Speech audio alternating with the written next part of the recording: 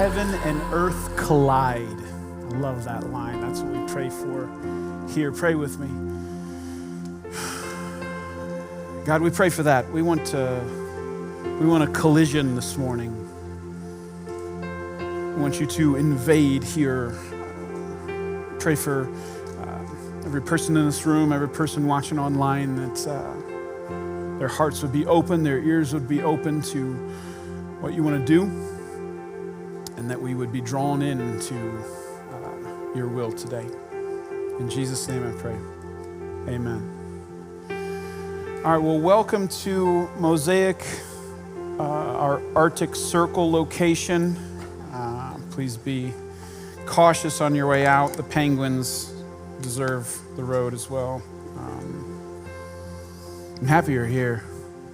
You know, it is literally a pastor's worst fear that there will be a Saturday night snowstorm thing that happens. So I don't care if it snows on Monday, whatever, Tuesday, don't care, Wednesday, Thursday, whatever, Friday, I'm sorry, I don't care. But Saturday night, really? That's what it is. So I'm pumped you're here. And if you're watching online because it's too cold, I get it. I also wanted to stay in my pajamas, so welcome. I want to start this morning with one of my favorite quotes. I'm going to give it to you in two versions. The first version is a version I've heard it my whole life, and then I read it. I read somebody added a little variation to it this week, and I think I'm going to keep it. I really like it. So one of my favorite quotes is that good is the enemy of great. Good is the enemy of great. I've always really been drawn into that. But I heard a new twist on it where the guy said good is the mortal enemy of great. And I like that. Added a little extra oomph to it. Now, the reason I like the quote is because it's a little bit counterintuitive, almost paradoxical if you look at it. And maybe if you've never heard it before, you might be going, wait a minute, what? Good is the enemy of great? It doesn't sound like that's true at first. If you're looking for enemies of great, you would probably say, well, then whatever the opposite of great is, that should be the enemy, right? So awful, abysmal, ghastly, horrible. That would be the mortal enemy of great. Opposite end of the spectrum, those two would be the greatest enemies. But here in this quote, it says that good is the enemy of great. And that's weird because good appears to be on the same side as great. Like they're wearing the same jersey. Like you would almost say, hey, great is varsity and good is junior varsity. They're at least, from the same school. They're not enemies. Why would good be the enemy, the mortal enemy of great? Well, the reason is because anytime you start doing something in your life, you're going to start off horrible. Do you know that when you start, you're horrible at stuff? You're allowed to be, by the way. You're allowed to be terrible at something when you first start. So you're going to start in terrible, and then you're going to make amazing progress, and you're going to end up bad, right? And so, by the way, that's where we're at right now, right? It's January 14th. You're just starting off. You just made progress from terrible to bad. That's good, okay? That's good progress. And then if you keep going, you're going to get to not so bad, and then you're going to arrive in the wonderful, magical land of mediocre. Popular, very, very popular place. It's crowded here in mediocre. Then if you keep going, you'll get to not quite good, and then you will arrive in good. And for the first time on your journey, you're gonna be really, really, really tempted to stop here and not continue on to great, even if you're called to great. And this is in any area of your life. Right? As you're trying to improve your marriage, you're going to go through all those phases, and you're going to hit good. You're going to have a good marriage. And this will be the place that it's tempting to stop, even though you may be called to great. As a parent, you're going to start off as a terrible parent. You're going to get probably worse, and then you'll get a little better, and then you'll make progress, and then you'll become a good parent, and you'll be tempted to stop here, even though maybe you're called to be a great parent. This is going to be true in any area of your life. You're rarely tempted to stay bad, right? Like if you have a bad marriage, you're like, I just want to live this way forever, right? Never do you say that, right? Bad gives us motivation to change. Bad causes us to want to move along the spectrum. That's why bad isn't the mortal enemy of great. Good is because good, you're comfortable in good. Good is tempting to stay, which makes good the mortal enemy of great. It is great's largest competition. The choice between great and bad is easy. You're going to choose great. But the choice between good and great, if you consider the extra effort it takes to be great, I'm good with good. So good is the mortal enemy of great. However, as much as I like this statement, I think this is really important. You have to consider some stuff in your life. Everybody in this room, you have something that you're called to greatness in. You do, I believe that. Whether it's a relationship or a skill or some business you're starting or some skill that you have, I believe you're called to some kind of great. It's a really important thing for you to know that good is the mortal enemy of great, because you're going to hit good and then you're going to be tempted to stop. And that's not good if God is calling you to great. I think it's an important thing to know. However, as I was preparing this week, I think I've observed that for some of us in the room, some of us watching online, that maybe there's another thing that might rival good as great's mortal enemy. There's another thing that could also compete against great in your life. And we're gonna see this in the story we look at today. A story about a family that is, they have a family friend named Jesus. How cool would that be to have Jesus as like your family friend? Like you're watching your kid play Little League and Jesus shows up with a baseball cap on. Like, wouldn't that be cool? Like cheering for your kid, telling you to stop yelling at the umpire. Like that would be awesome. Or that he comes to your Christmas party. Like not for a long time. You know, he'd stay for 15 minutes, happy birthday to me, and then he'd leave. Like that would be, but wouldn't it be cool if like he was just that kind of and that's the kind of feel you have with this family. You only see them a couple places in the Bible, but you just get the impression that they held a special place in Jesus' heart, and they were family friends. So the family consists of a brother and two sisters. Brother's name's Lazarus, and the sisters are Martha and Mary. And if you grew up in church, you've heard all the stories about them. Now, the backstory. So this story specifically, what happens is Jesus traveling around Israel, preaching and sharing the good news everywhere he can, right? So he's a traveling preacher. He doesn't have a home. He doesn't have a side gig, right? Jesus is fully supported by the people who benefit from his ministry. So every town he goes to, he has to rely on the generosity of the people there. And in the town where Mary and Martha and Lazarus live, they are the ones who always take him in. They are the ones who always are supporting him. And that's where we're at here. So just imagine the scene from Mary and Martha's perspective. You know, say it's like a Saturday and they're just chilling, okay? You know, Mary's like laying down on the couch scrolling through Facebook, and Martha's like over in like a rocking chair, like, I don't know, knitting something probably. And they're just hanging out. And all of a sudden, their doorbell rings. And Mary checks the ring because she doesn't want to get up, right?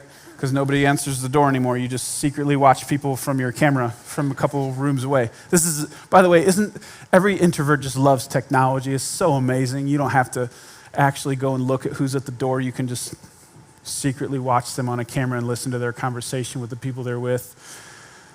So she pulls out the ring. She's like, Martha, it's Jesus. Oh, and his disciples too. She's noticing that there's a whole crowd of people with him.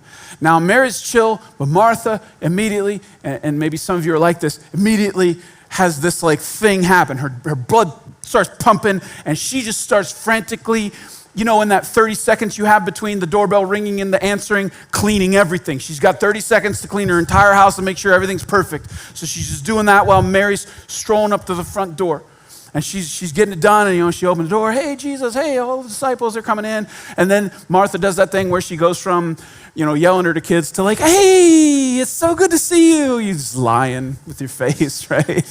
And they all come in, and they're all gathering into whatever their living room would be like back then. They're all here. So there's a crowd of people now in their house. The verse is Luke 10:38. I'll read it to you. As Jesus' disciples were on their way from town to town, he came to a village where a woman named Martha opened her home to him. So she's always taken Jesus in. So they're here now. They've all done their hugs. They've all said hello. And they're now sitting down, kind of settling into her home. Now, the next two verses, we're going to see a contrast happen in the story, a stark contrast between how Martha handles this and how Mary handles this. Now, so far, they both experienced the same thing, right? Jesus has come into their home. These disciples have come into their home. This is the same experience. They've experienced the same thing. And now we're going to see the difference. Verse 39 in the beginning of 40. She, Martha, had a sister called Mary who sat at the Lord's feet listening to what he said. But Martha was distracted by all the preparations that had to be made. So again, same experience. Jesus comes in, he brings his posse with him. They're all here. Mary sits down and starts listening. Jesus starts dropping all this wisdom on him, all this spiritual knowledge on him, and Mary's listening. And Martha headed to the kitchen, and she starts preparing food for all these people. Now, if you grew up in church, can you do something for me? Can you just forget that you know how the story goes? Can you just erase that? You guys good at erasing? just forget for a minute. Right now in the story, if you just stopped here, if you've never heard it before, you could make an argument about who's right and who's wrong here, right? You could have a legitimate debate. Again, you have to forget the end of the story. Just forget it for a second. Mary sat down to listen to Jesus. Martha went into the kitchen to make food for everybody who just came into their house. I don't know. Like that's good. And then this is good too. It'd be hard to say who's right in the situation so far. But the story is about to take a shift here. There's a tone shift. So I'll just read the second half of verse 4. I'll just read it to you. She, Martha, came to him, Jesus, and asked, Lord, don't you care that my sister has left me to do the work by myself? Tell her to come help me.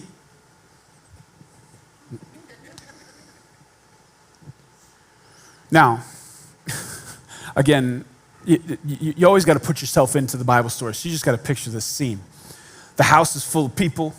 Jesus is settled in, and in their living room, people are just kind of sitting wherever they can. People on the floor, people on chairs, people on the windowsill, and they're all leaning in, locked in to Jesus. Anything that comes out of Jesus' mouth, you're just trying to absorb it, and they're all, it's quiet except him. But everybody can kind of hear in the room over, some pots and pans clanging around, so the rustle of someone doing something in the other room. It's a little distracting. And maybe if Jesus is a little speaker thing, if there's a noise over here, I'm going to go over here and I'm going to get real loud so that you look at me over here and you ignore the baby that's crying over there. Is there one this week? Oh, we're good this week. All the babies stayed home because it was too cold. It's a little speaker trick. If you got a distraction over here, you come over here, you get a little louder, and then you'll maybe hopefully pay attention to me and not the distraction. Maybe Jesus did that. Maybe he looked over here and got a little louder because he heard the noise in the kitchen. But all of a sudden, the door or the curtain hanging swings open, and Martha's just standing there, her hand on her hip. Now, she's not all the way rude, so she's waiting for a pause. Right? And Jesus is still going. And maybe some of the disciples are like looking at her like, what's she going to do? And the moment Jesus takes a breath, she pops off here. Lord, don't you care I think everybody in the room go, what did you just say?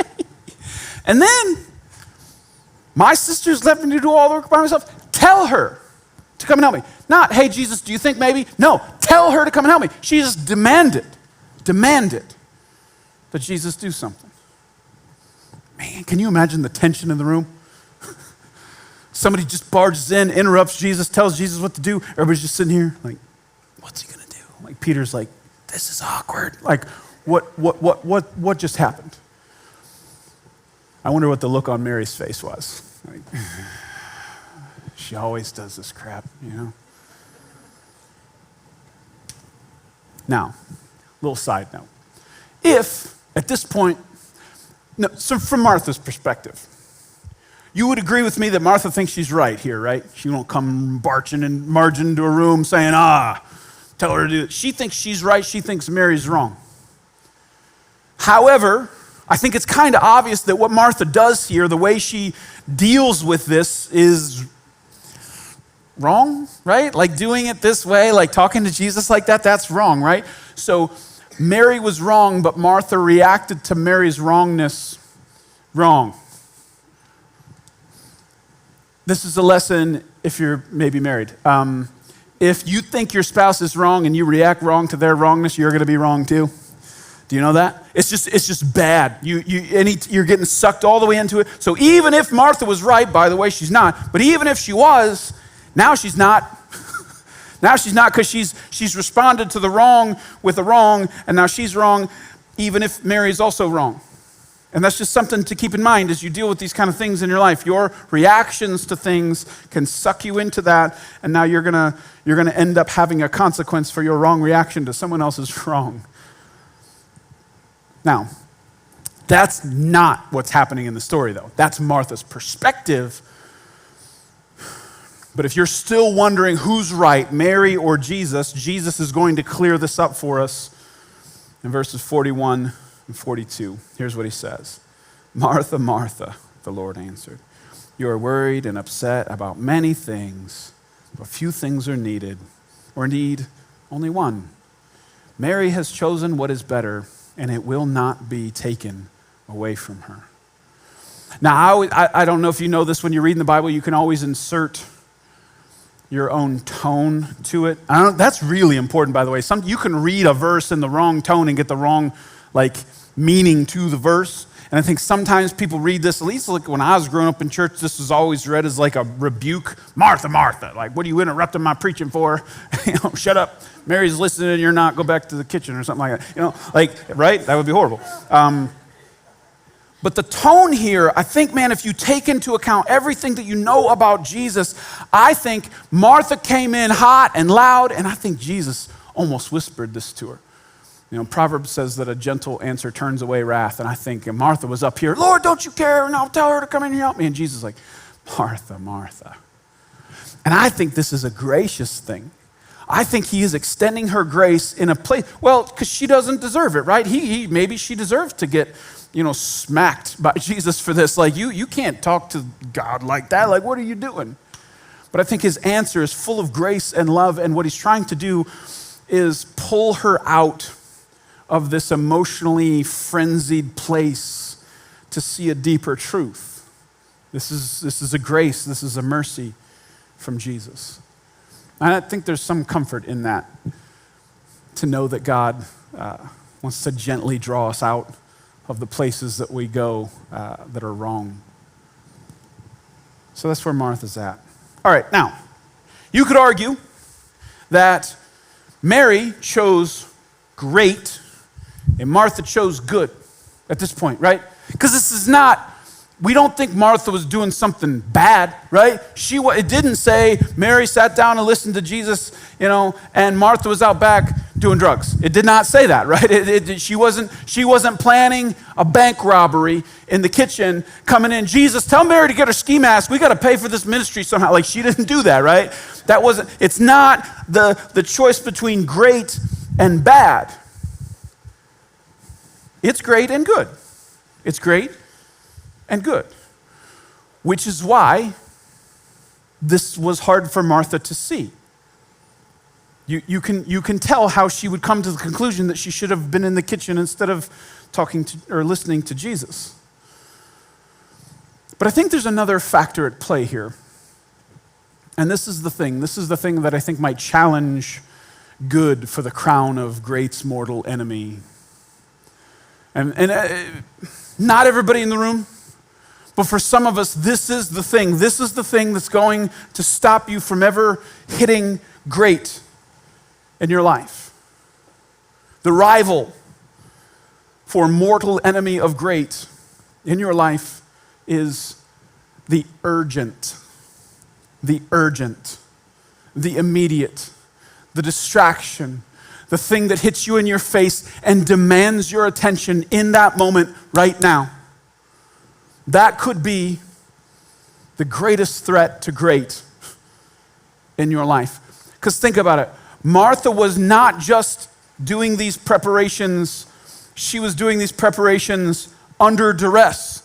I bet if you gave Martha a couple months' notice that you were coming, she seems like the kind of person who would have had appetizers waiting in the living room and all of the drinks over on the side and like all the placeholders and everything would have been ready already. It wasn't just that she chose good over great, it's that she chose urgent over great. It was the right now in her face thing that distracted her away from what was the most important thing. And I wonder if for you, often the reason you don't pursue great is because you don't have time, because you are constantly getting hit with the urgent, the buzzing in your pocket, the ding of an email, the mom, dad from across the house, the last minute request from your boss, that horrible sentence, hey, can we talk? That hunger pang in your stomach, the urgent, the immediate, the right now in your face demand upon you. I wonder if that, maybe more than anything else, is preventing you from pursuing great in areas of your life that God has called you to great. That you're not even on this journey. You are on side quests constantly so that you never make progress. You are perpetually distracted with the urgent. Have you heard the term? I learned a term this week.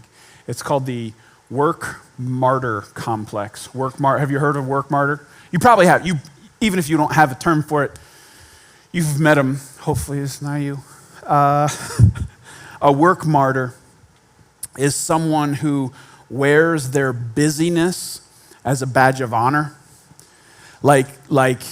Now, it's weird because there's almost a dichotomy within them. They feel more important because they're always running around like crazy, but they also have this attitude like nobody helps and nobody does as much as I do, kind of one of those. So they really feel like this is a gold star for me.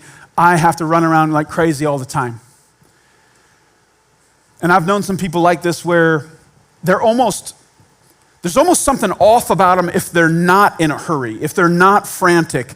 They almost go into, I want to say, almost like a depressive state because they view these urgent interruptions to their life as evidence that they have importance or purpose, and they just chase any urgent thing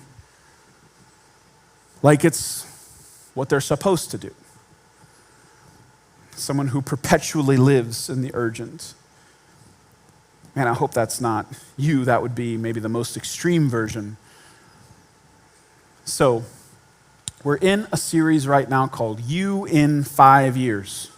And what we've been doing is we have been taking out our telescope, our future telescope, and we've been imagining what our life could and should be like in 5 years. What God wants our life to look like 5 years from now. That's what we've been doing. Not what it is going to be, but what it could be and what it should be. Like we're dreaming here. What could God do in the next 5 years? What would my life be like 5 years from now? I wake up in the morning and man, God has just moved and everything has clicked and this is what my life could look like. 5 years from now. So what I want to do today is I want to zoom in on your calendar 5 years from now. Your schedule. How are you spending your time 5 years from now? If you could zoom in, you're looking through the telescope, can you zoom in on the phone when you click over to the calendar app? Can you zoom in on that and can you see what it looks like? What does your calendar look like 5 years from now? You busy? You still frantic? You stressed? You constantly getting hit in the face with urgent? I hope that as you're imagining your life 5 years from now, that you're not imagining some stressed out, frantic person. I can't think that that's what you're doing here. I hope not. My hope is that you are imagining a person who's living in great, where God has called you to great, that you're living in great, that you're spending a bunch of time on great, to pursue great, to live in great. That you're not constantly distracted with all of these urgent things, that you're not stressed and frantic and worried all the time. That you want to live a life of purpose, a destiny-fulfilling kind of a thing. But here you are. Here you are. And there's some distance between you and that. So how can we get there? How can we, and listen, part of the reason we're given 5 years is because it's going to take a while, right? It's going to take a while to get to that. It's going to take some choices that we're going to make between now and then to live a life in this great category. So what can we do? You now, and what your schedule looks like, and how you feel, and how much urgent and frantic and stress and all that stuff you deal with, versus you 5 years from now living in purpose and greatness, God's definition. So I want to learn from Martha here. I think there's a ton of lessons in this little story from Martha. We'll just do 4. Here's the first one. If you're going to pursue that life, if you're going to pursue a life living out important and great things, you need to know that the urgent disguises itself as important. The urgent disguises itself as important. This is why I would call urgent, it's a little sneaky, it's a little sinister, it's a little insidious. When something urgent happens, it feels important, right? When something urgent happens, it feels important. On the inside, you feel like the thing is important. If your phone buzzes in your pocket, you feel like it's important. Probably not, no offense. But you feel like you got to pull it out and find out what it is. And Martha, when that knock at the door happened, she felt like the most important thing was for her to go make food in the kitchen. The urgent in her mind felt important. But so often, what is urgent is actually not important. It's dressed up as important. It's lying to you about being important, and it is going to steal from what is really important. How much of your time are you spending on important things or on urgent things that are not important? How much are you allowing the urgent in your life to pull you off course away from important and great things that God has for you? How often is it happening? Listen, I don't know. I'm not saying it is.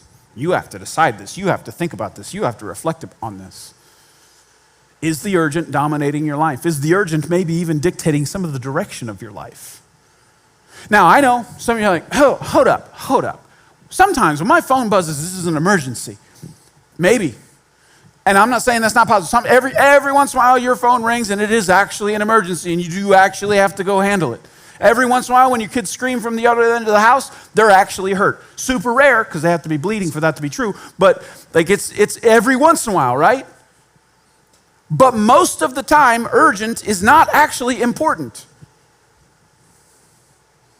Wouldn't it be awful to wake up 5 years from now and see that the urgent has stolen hours and hours and days and months and maybe even years from your life of pursuing the great that God has for you.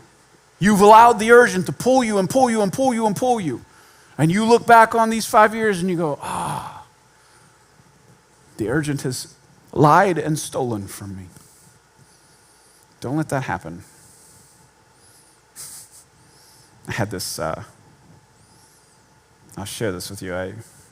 I hated it, so I'm sure you will too. I was talking to this woman who she used to own a gym. We had this conversation. It was probably January because these are the times that we asked these questions. I was talking about stuff, and I was asking her like diet questions, you know.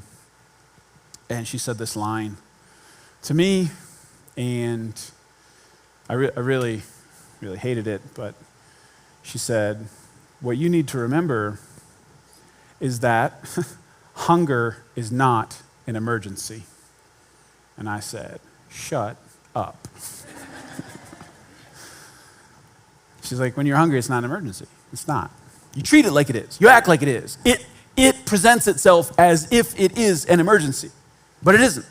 And that when you treat your hunger like an emergency causes you to make really stupid decisions because you're treating it like it's important when really it's just urgent and you're trying to solve a problem in the wrong way. And I was like, again, shut up. But I think the lesson there, and it stuck with me. It stuck with me. Every time my stomach growls, I have to try and remind myself, hey, it's not an emergency. I've got insurance against emergency. I'm good. I'm covered. But it's a really good illustration. I mean, it's good in of itself, but it's also a good illustration of how we make decisions where we allow urgent to feel important, and it makes us make wrong decisions. Don't do that. Don't make the same mistake Martha makes here in allowing the urgent to dress itself up as important. Second thing, and this is on display in this story. Messed up priorities lead to messed up attitudes toward God and others. Messed up priorities lead to messed up attitudes towards God and towards the people in your life. This is a really short story in the Bible. I don't even know if you can call it a story. It's kind of a micro story in the Bible. Martha has 2 lines. Her speaking part is 2 sentences. And they are jam-packed, if I may, they are jam-packed with attitude. The first thing she says, the first thing Martha says out of her mouth, "Lord, don't you care?" That is a pretty heavy accusation against Jesus, right? She goes right to, "Don't you care?" But where does that come from? Think about the reality that Martha is living in right now. She is frantic. She is overwhelmed. She is feeling the stress of this situation. She feels like she's the only one in it. She walks out the door into this room and she sees Jesus just sitting there, all calm, just teaching. She's frantic, he's calm. So her instinct was to go, "You don't care. You don't care. You're not matching my energy here, Jesus. I'm overwhelmed. I'm stressed. Why aren't you?"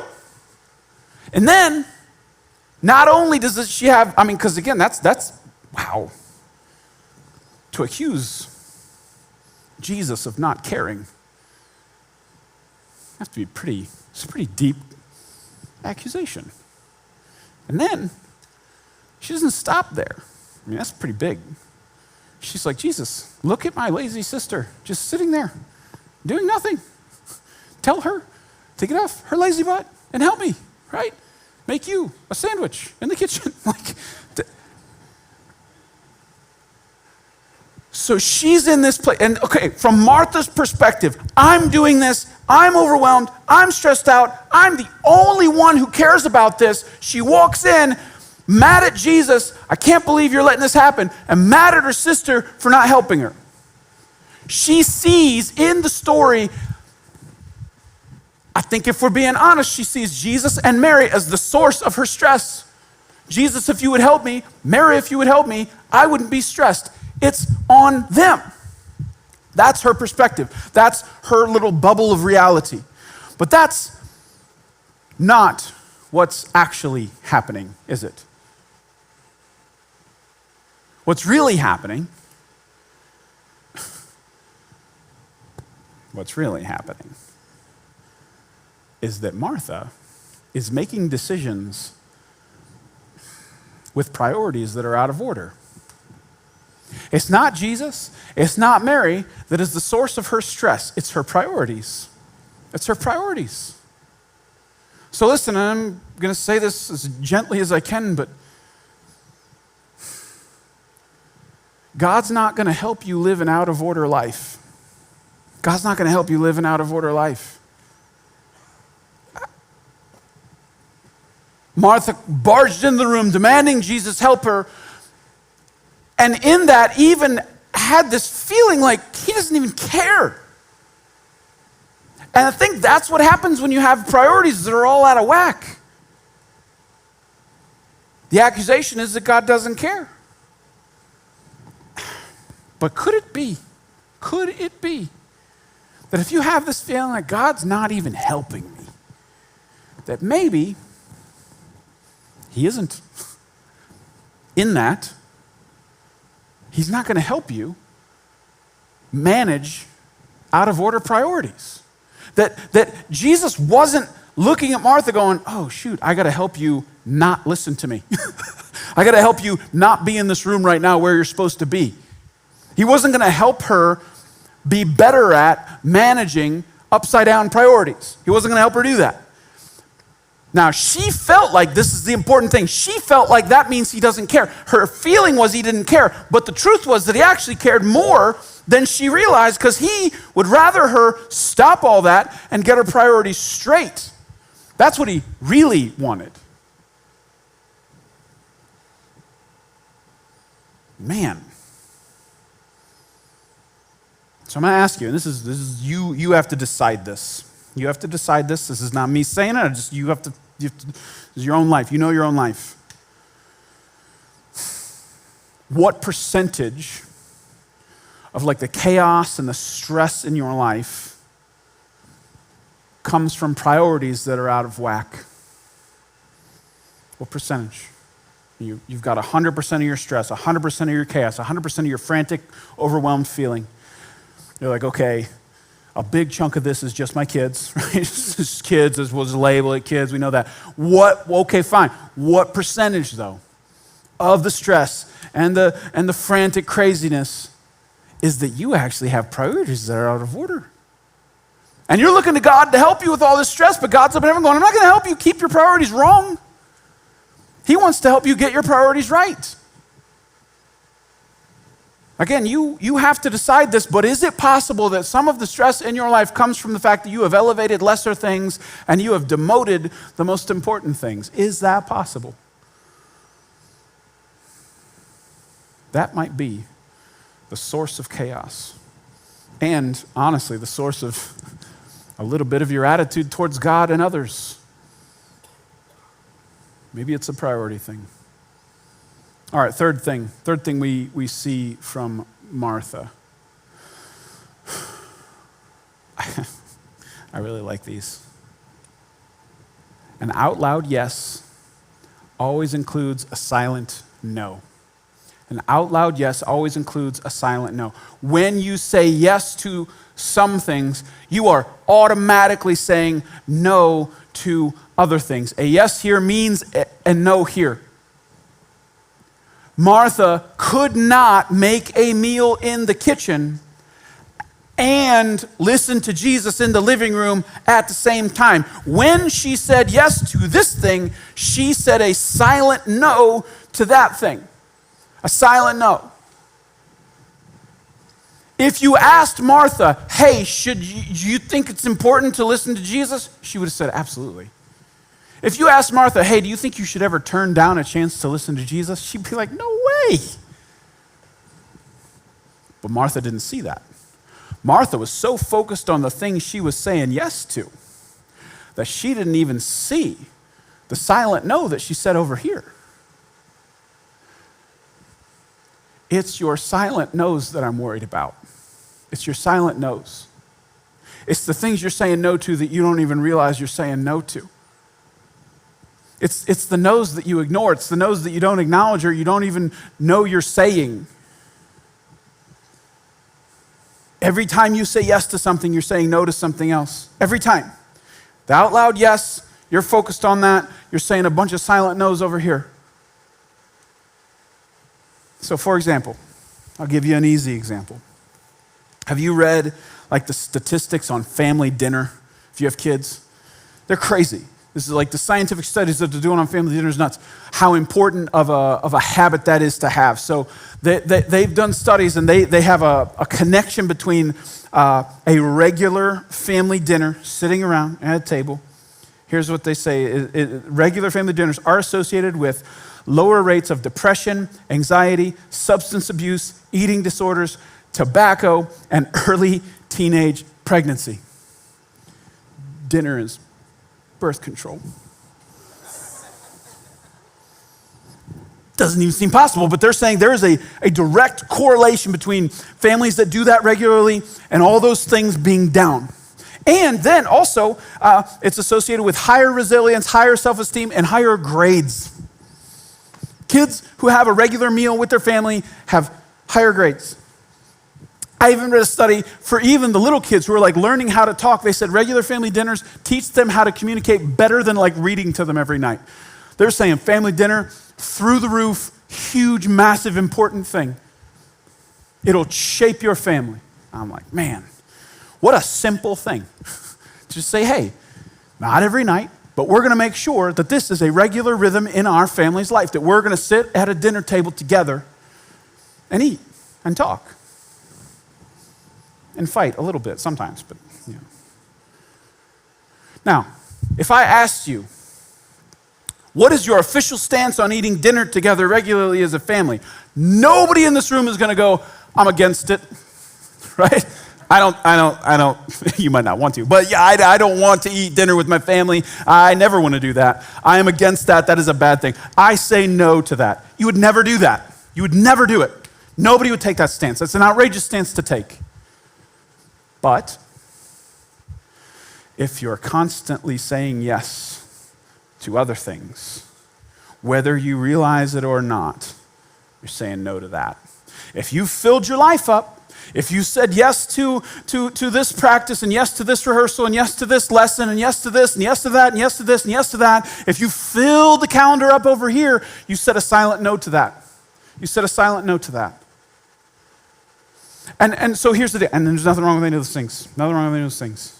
Again, those are all good things, right? Nobody's like, hey, I just want to teach my kid how to deal drugs. Like, can we just you're not saying that, right? Because that would be an easy thing to say, we shouldn't do that. These are good things. These are good things.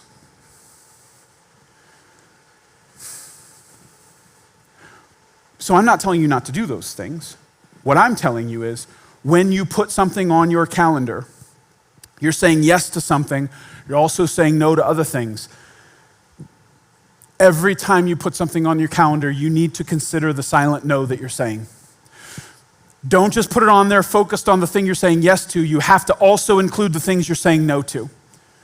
Count the whole cost, not part of the cost. Because again, I think, ask Martha, were you doing a good thing? She'd be like, of course I was doing a good thing. People were hungry, I wanted to feed them. That's a good thing. She could defend that all day long. But hey, Martha, you silently said no to listening to Jesus. Did you include that in the equation as you were making that decision? I don't think she did. So I just want you to slow down long enough to say, hey, every time I say yes to something, I'm saying no to something else. What is the silent no? What am I saying no to? Count the cost and make sure you're really okay with it. All right, last thing that we can learn from Martha and Mary. One of the most sacred and spiritual things you do in your life is choose. Choose. Choice. You have the power of choice. The God-given gift of choice. The future-altering power of choice in your life. What was the difference between Martha and Mary in this story? There are a lot of differences, right? But it all started with one difference. And Jesus said it. Did you catch it? Jesus said, Mary has chosen. Mary has chosen. Mary chose. Mary made a choice. And again, they were in the same situation. They both were experiencing the same thing. They were responding to the same variables. Mary chose to sit and listen to Jesus. Did Martha choose? Now here's the thing. She did. But my guess is if you asked her, she wouldn't act like she chose. She probably felt like circumstances dictated her life to her. She probably felt like she had no choice. Like, hey, nobody else was going to feed these people. Nobody else was going to do that. I had to do that. I didn't choose to do it. Circumstance thrust it upon me, and I just had to respond to that. She would have the attitude like she didn't choose. And because of that, she made a bad one. And I think one of the most important things for you in your life, especially as you consider your life 5 years from now, is to constantly remember that you have the power to choose. You have the power to choose. You have the power to choose. And it's one of the most spiritual things that you do. Maybe it's the most. You think, reading my Bible is the most spiritual thing I do. No, the thing, you know what you did before you read the Bible? You chose to. Praying is the most spiritual thing I do. Well, you know what you did before you prayed? You chose to pray. What if choice is this thing, this amazing thing that God has given you, this responsibility, this power to choose in your life? I mean, yeah, before you came to church today, you chose to come to church today. Before you started watching this, you chose to watch this. Before you got married, you chose to get married. Before you had kids, you chose some things. Every single thing on your calendar, before it got put there, there was a choice. There was a choice. What I don't want for you is for you to live your life constantly feeling like, I didn't really choose it, I just kind of had to do that. I didn't really, it was just circumstances, and you have the power to choose. Don't give that up. Don't give it away. You need to fiercely own that power. Take responsibility for that power. If you don't, I feel like the worst decisions you make are the ones that you don't think you made. You just think you just had to. But your calendar 5 years from now is going to look the way it looks because you choose it. Because you choose it. You make your choices, and then your choices make you. What would it look like? What would it look like for you to take those choices and ask God every single time, hey, what should I do? What if Martha, all she had to do was walk up and whisper in Jesus' ear, hey, I wasn't ready. I don't have any food. What do you think that guy would have done? This is the one who feeds thousands of people with like a fish, right? You think he couldn't? He'd be like, hey, Martha, I got it. Sit down. Done. All she had to do was ask. What if as you have every choice that you have to make, even ones that feel like you don't get to make them, what if you laid them before God and said, hey, God, should we do this? What if as you make that calendar, yeah, your spouse gets invited to that conversation, yeah, your kids get invited to that conversation sometimes. What if you invited God into the conversation of, hey, here's the month, here's the year, here's what's going on the calendar. Hey, God, what should we do here? And allow that to flavor every day, every week, every month, every year. Then what would it look like 5 years from now? Pray with me. God, I'm so grateful for both Mary and Martha. Lord, I pray for the people who feel like their life is dominated with the urgent in this room right now, Lord. I pray that you would give them peace, that you would give them the ability to slow down, the knowledge that they have a choice to respond to the urgent or not. That they can choose great over urgent, that they can choose great over good. Lord, I pray for everybody in this room that we would include you in the conversation, that we would ask you before we make a choice, hey, should this go here? That would begin to flavor our life. Lord, I pray for this church that we would do that, Lord, that we would not get stuck in the urgent, but that we would pursue the great that you have for us. Lord, I pray for peace in that and wisdom to choose the life that you are calling us to. In Jesus' name I pray. Amen.